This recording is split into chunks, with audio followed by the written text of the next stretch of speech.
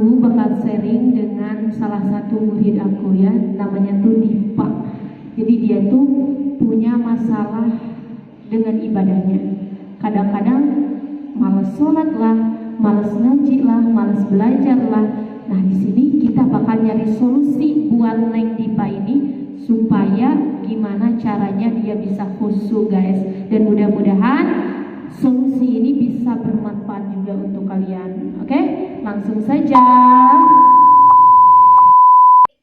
Silakan Mbak Dipa untuk cerita mulai dari sekarang gimana masalahnya dan apa yang bikin Mbak Dipa males, terus ibadah yang mana yang bikin Mbak Dipa itu males niat buat ibadah.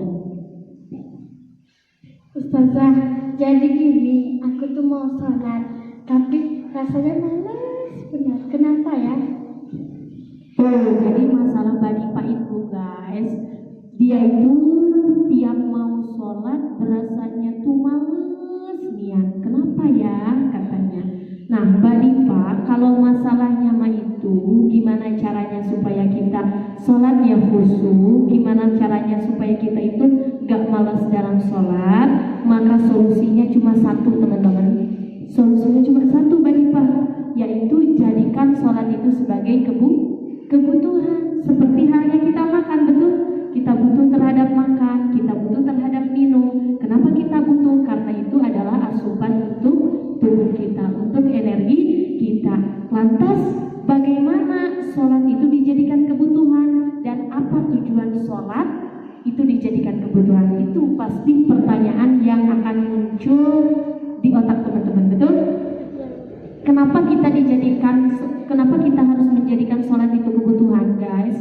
Karena sholat itu merupakan asupan untuk iman kita, casan untuk iman kita Mbak Dipa. Jadi kalau istilah dalam handphone juga kan harus dicas ya. Nah begitupun juga dengan iman kita harus dicas. Dan bagaimana cara supaya iman kita dicas? Yaitu dengan sholat. Seperti itu Mbak Dipa.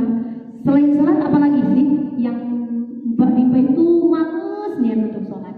Ngaji. Oh ngaji. Nah seperti halnya sholat sama ngaji juga. Jadikan ibadah baik itu sholat, ngaji dan yang lainnya itu sebagai kebutuhan. Apapun yang bikin kita malas maka jadikan sholat itu sebagai kebutuhan, ibadah itu sebagai kebutuhan. Maka insya Allah kita akan khusyuk, kita akan mau dalam menjalankannya. Seperti makan Mbak Dipa, tidak perlu disuruh kan? Tidak perlu diingatkan. Selama perut lapar, selama dahaga haus dan sebagainya, pasti kita langsung makan, kita langsung minum. Karena apa? Karena itu adalah kebutuhan. Seperti itu Mbak Dipa. Apa cukup jawabannya? Cukup. Iya teman-teman, jadi seperti itu intinya. Kalau kita malas belajar, kalau kita malas baca Quran, malas beribadah, maka jadikan kegiatan itu sebagai kebutuhan untuk diri kita. Seperti halnya tadi kita makan, kita mandi, tidak perlu disuruh, tidak perlu diingatkan, kita langsung makan, kita langsung mandi. Seperti itu. Mudah-mudahan guys video ini bisa bikin kalian lebih khusyuk dalam beribadah, lebih semangat dalam beribadah, dan bisa memperbaiki diri untuk lebih dekat kepada Allah Subhanahu wa Ta'ala. Oke, terima kasih Neng Dipa. Ini murid saya yang paling dekat ya. Jadi dia mudah-mudahan cerita dia, terus pengalaman dia, dan sudah pasti pengalamannya itu pernah kita alami ya. Saya juga pernah mengalami seperti dia, apalagi di umur-umur segini, di umur-umur kelas 6 SD tuh males niat belajar, males niat ibadah, puasa, sholat aja kadang-kadang. Nah, maka dari itu kita ambil kesimpulannya tadi, maka jadikan ibadah itu sebagai kebutuhan. Thank you.